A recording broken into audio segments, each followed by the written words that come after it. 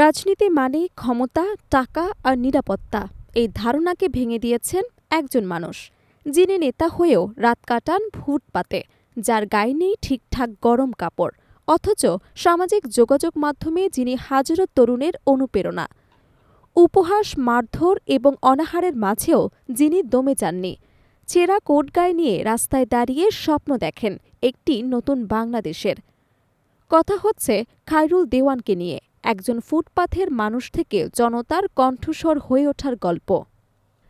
নেতা হয়েও যিনি রাত কাটান রাস্তায়, তীব্র শীতেও যার শরীরে জোটে না ঠিকঠাক গরম কাপড়, নেই নিরাপদ আশ্রয়, নেই স্থায়ী খাবারের নিশ্চয়তা, মানুষের দেওয়া একটি পুরনো কোট গায়ে চাপানো, যেটা দেখলে মনে হয় যেন ময়লার ভাগাড় থেকে তুলে আনা হয়েছে। বাস্তব জীবনে এমনটাই এক চিত্র খায়রুল দেওয়ানের, অথচ সামাজিক যোগাযোগ মাধ্যমে তাকালেই সম্পূর্ণ ভিন্ন দৃশ্য। হাজার হাজার তরুণ তাকে ঘিরে উচ্ছ্বাসিত। রিল, লাইভ এবং ভিডিওতে তিনি একজন জেনজি প্রজন্মের নতুন সেনসেশন। এই মানুষটির নাম খায়রুল দেওয়ান, যিনি জনকল্যাণ পার্টির চেয়ারম্যান, আর যাকে নিয়ে সামাজিক মাধ্যমে এত আলোচনা। কিছুদিন আগেও তিনি ছিলেন একেবারে ফুটপাথের মানুষ। খায়রুল দেওয়ানের জীবন মানেই অভাবের দীর্ঘ ইতিহাস। দিনের পর দিন না খেয়ে থাকা ছিল নিত্যদিনের সঙ্গী, কখনো আধাবেলা, কখনো বা পুরো দিন পাতে জোটেনি এক লোকমা ভাতও। মানসিক ভারসাম্যহীনতার অভিযোগ তুলে পরিবার থেকেও পেয়েছেন চরম অবহেলা, এমনকি পিতার সম্পত্তি থেকেও বঞ্চিত হয়ে তাকে কাটাতে হয়েছে রাস্তায় রাস্তায় জীবন। তবে দারিদ্র্য তাকে দমাতে পারেননি। দেশের প্রতি, মানুষের প্রতি তার যে ভালোবাসা, তা ছিল পরিবর্তনের আগুন।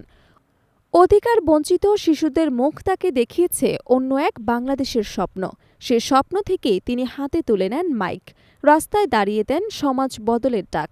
শুরুতেই মানুষ তাকে পাগল বলেছে, হাসির পাত্রও বানিয়েছে, কেউ কেউ উত্তেজিত হয়ে মারধরও করেছে, তবু দমে যাননি খায়রুল দেওয়ান। ওয়ানম্যান আর্মির মতো একাই কাঁপিয়েছে পল্টনের ব্যস্ত রাজপথ। ভাঙা সাইকেলের টুংটাং শব্দে মাসের ৩০ দিনই হাজিরা দিয়েছেন রাজপথে। শুরুর দিকে তার কথা শুনে অনেকের মনে হতো এ যেন পাগলের প্রলাপ, কিন্তু সময়ের সঙ্গে সঙ্গে তার বক্তব্য এসেছে যুক্তি, ভাষা এসেছে চরম পরিবর্তন। আজ অনেকেই বলছেন যে লোকটা একসময় পাতায় পাতায় ঘুরে বেড়াত, সে এখন রাজনীতির শিরায় শিরায় প্রবেশ করছে।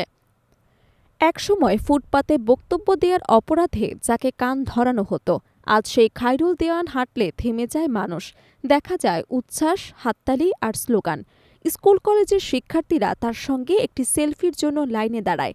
তিনিও বদলেছেন এক অদ্ভুত প্রতীকে। বেতনহীন কার্ড, গায়ে ময়লা মাখানো বড়লোকের স্যুটটাই, কখনো আবার হাতে গরম কফির কাপ।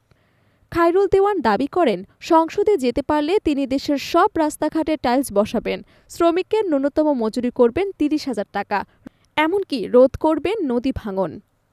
অসহায়দের চিকিৎসা হবে বিনামূল্যে, শিক্ষা হবে সবার জন্য উন্মুক্ত।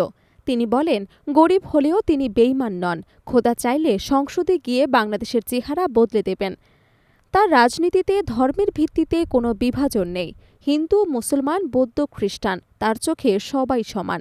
ধর্মের নামে সন্ত্রাস এবং চাঁদাবাজি বন্ধের ঘোষণা দেন তিনি। পাগলামি নাকি প্রতিবাদ, এই বিতর্ক থাকলেও এক সত্য অস্বীকার করা যায় না। ফুটপাত থেকে উঠে এসে খায়রুল দেওয়ান আজ সবার মুখে মুখে। তিনি প্রমাণ করছেন, রাজনীতিতে কখনো কখনো ক্ষমতার চেয়েও শক্তিশালী হয়ে ওঠে অভিজ্ঞতা। তার দারিদ্র্য থেকে জন্ম নিতে পারে সবচেয়ে উচ্চকণ্ঠ প্রতিবাদ।